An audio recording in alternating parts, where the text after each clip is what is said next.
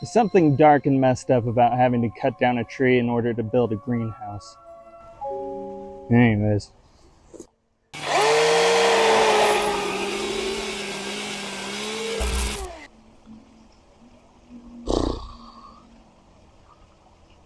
Kind of sad about that.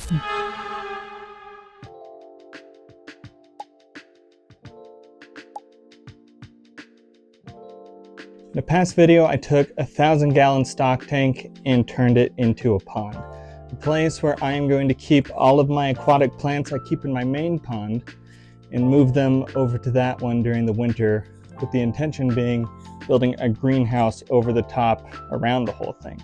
In that last video, we built the filter system, we got all the plumbing done, everything, and now the last thing to do is to actually build the greenhouse and buy the fish. And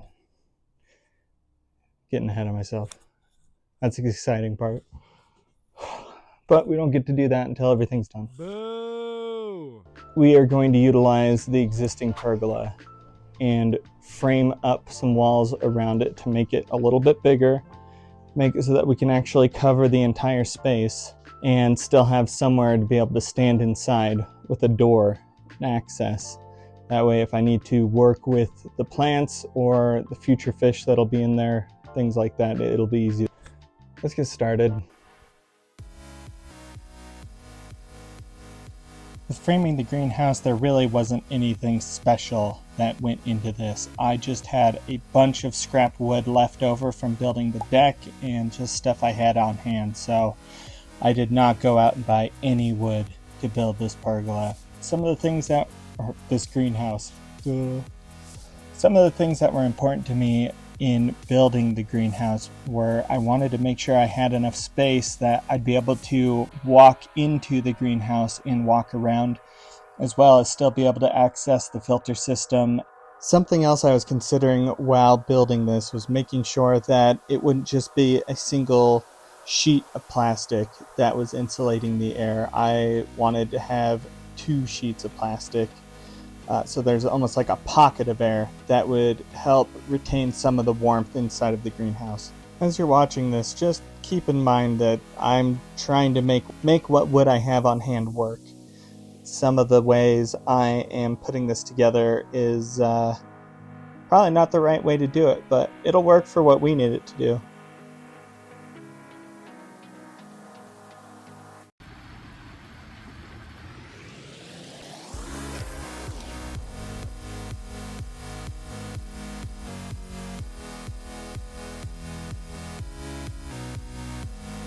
No, we're bringing it down. Guy editing this video is getting way too pumped. It's just a pile of wood.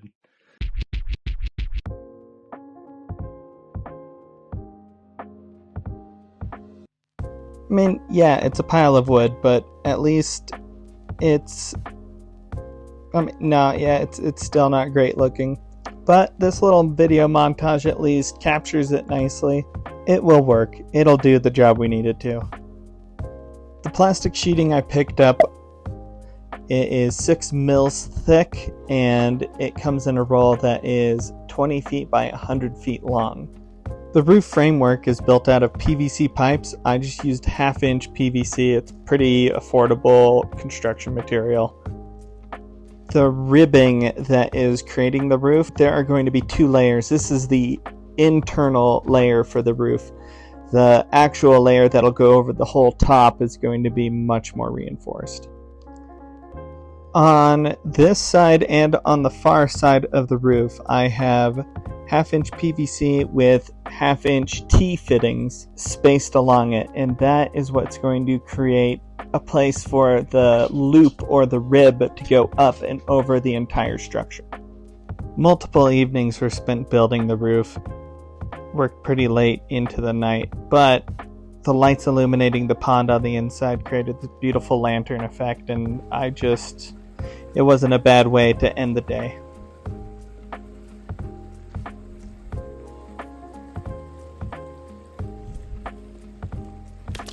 Today is officially the last day of summer. I know it's the middle of October, but this has been the warmest October I've ever experienced. I don't think daytime highs. We were in the upper to mid 80s every single day this October until tomorrow. Calling it the end of summer because we're jumping straight into winter.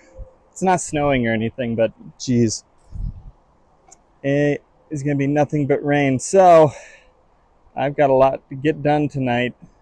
I got to get this whole roof on tonight if it's going to happen.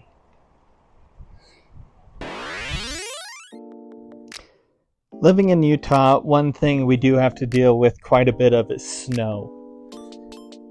We have light winters and we have some winters where it just dumps snow all the time. And I don't know what this winter is going to be, but I realized that my roof was not reinforced enough. So I decided to double up on the ribbing to reinforce it.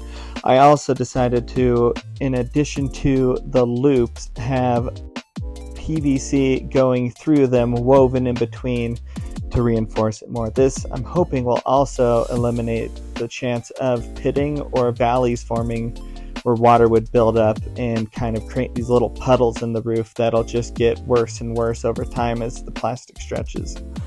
I've tried to put as much thought into this as possible to eliminate headaches for myself later. Wow, the mountains look really beautiful here.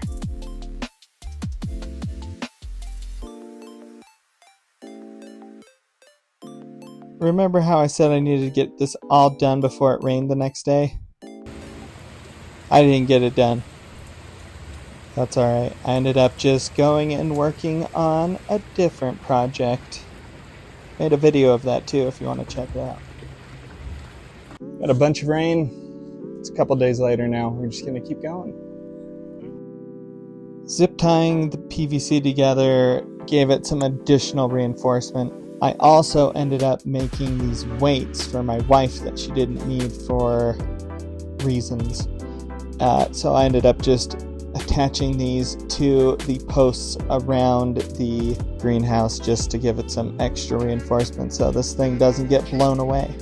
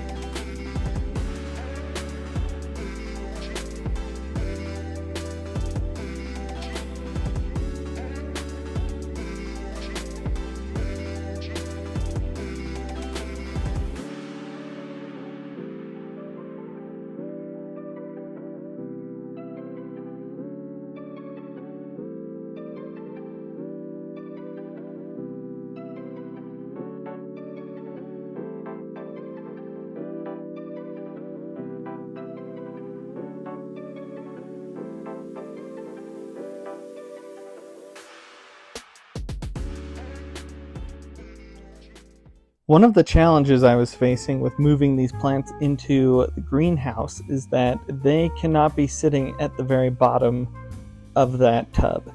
They need to be up out of the water more than that. And so I just had this wild idea to create, I guess, a pot holder for them that spans across the pond. So I took this 2x10x10 piece of wood and I took the hole saw and drilled some big old 5 and 6 inch holes into it. That way the pots could actually recess and sit down inside of it. Obviously I couldn't just have this thing sitting getting waterlogged, so I took marine wood sealer and used that to seal the wood. I'll add a link in the description for what this wood sealer is, but I added a brown tint to give it kind of a nicer finish. It's sunny, it's 80 degrees. Gonna move all the plants, gonna build a door. Add some salt, and then after that, I think greenhouse will be ready to go. So, let's do it.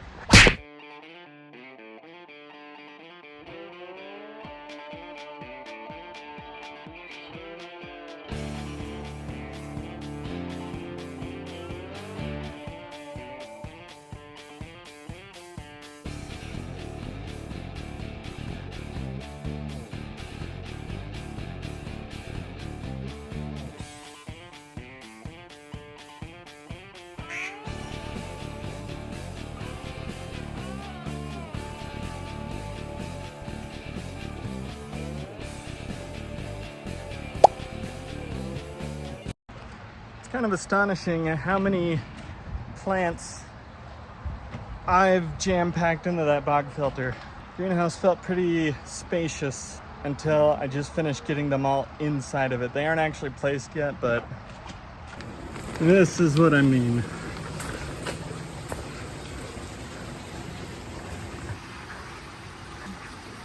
We just have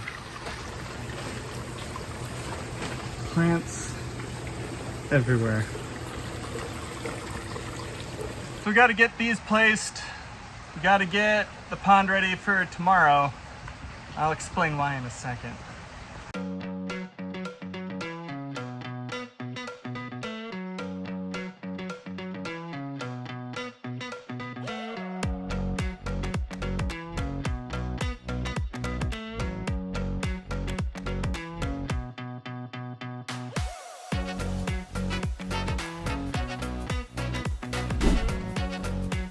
When I add salt to a pond, this is the kind I use.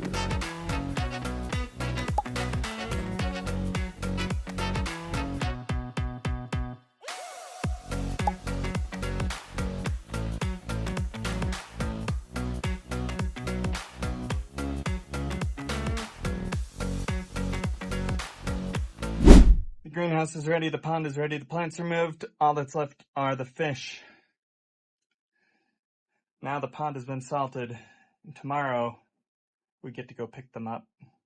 They will be at the airport. I'm pretty excited.